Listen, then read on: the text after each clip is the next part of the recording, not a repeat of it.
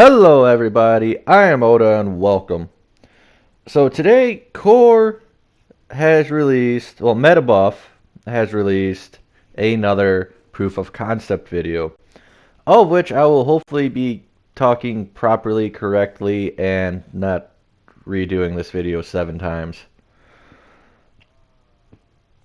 So, it's obviously going to be a 5v5 map, and they said it's based on Legacy, which I'm happy about. Because Legacy was really fun. There was a lot you could do about it.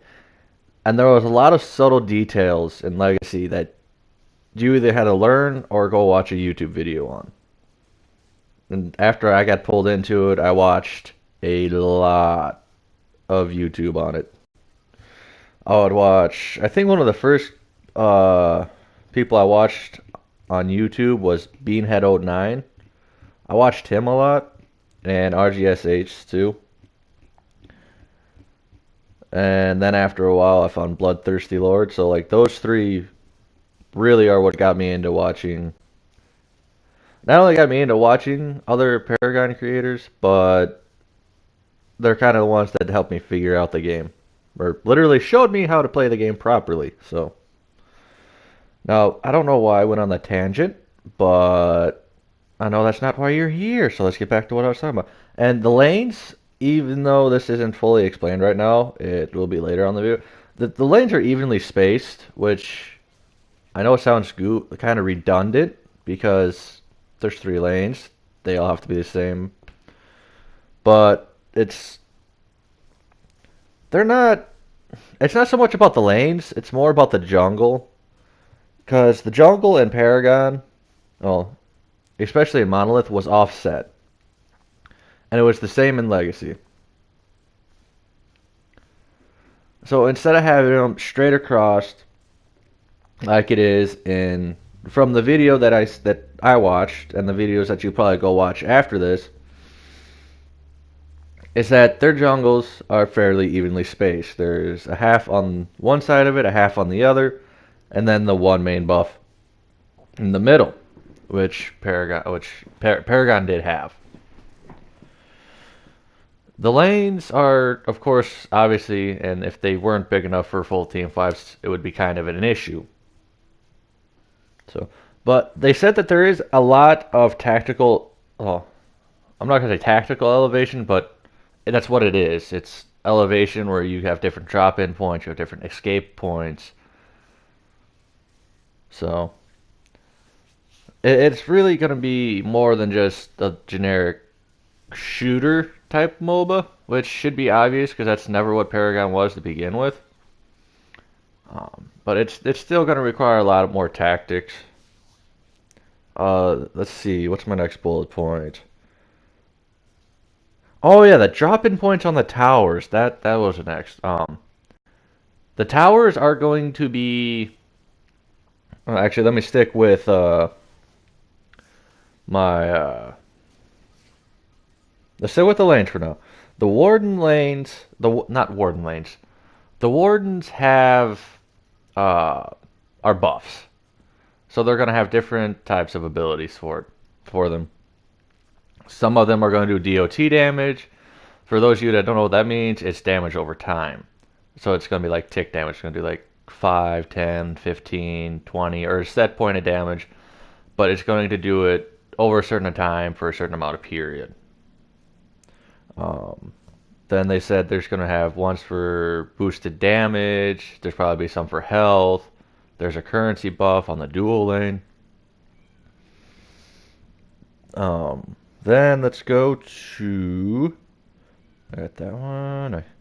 Oh yeah, the dual lane for support for carries and supports, which is where I'm gonna be because I love playing carry. The first hero I had a mastery on was Sparrow, and because I wasn't really too worried about playing anyone else for a long time, I had a lot of time on Sparrow. She was definitely one of my favorite heroes for a long time. Then like I said, the dual lane is going to be wider to support the 2 hero I really gotta stop saying so much. The two hero. The fact that there's gonna be two different heroes in one lane. There we go. That's what I was trying to get to. So that's why that is going to be what it is in there. English, English, English, English. Speak it. Um. So, and of course, the dual lane is going to have the warden. That's going to have the currency on it. There's not really too much of a change between the mid lane and the off lane.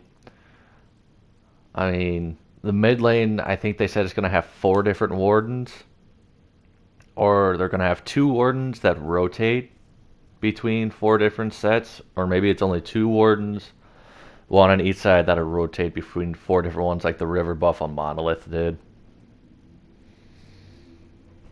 Okay, now let's talk about the towers, which for a lot of us and anyone who played Paragon or any MOBA knows how important that is. The towers are going to have drop-in points for more advanced gameplay. And by that I mean there's going to be a lot more. It's not just going to be based on your skill of accuracy or anything like that. It's you're actually going to have to know the map. You're going to know the drop-in points. You're going to have to know the escape points. You're going to have to know as much about the finer details as you can before you do anything, before you can even decide on what to do. So like I said, with me, with my favorite hero being Sparrow, she doesn't have an escape. I can put out massive points of damage with her, but if I'm not careful and I'm not paying attention to the map, a gank at that point is easy, and especially if they bring back the mechanic where if you hit an enemy hero under tower, the tower will target your hero, which is something I used a lot on Legacy because it was kind of really fun, and it really helped when you're in the first 5 levels and everyone's still more powerful than you.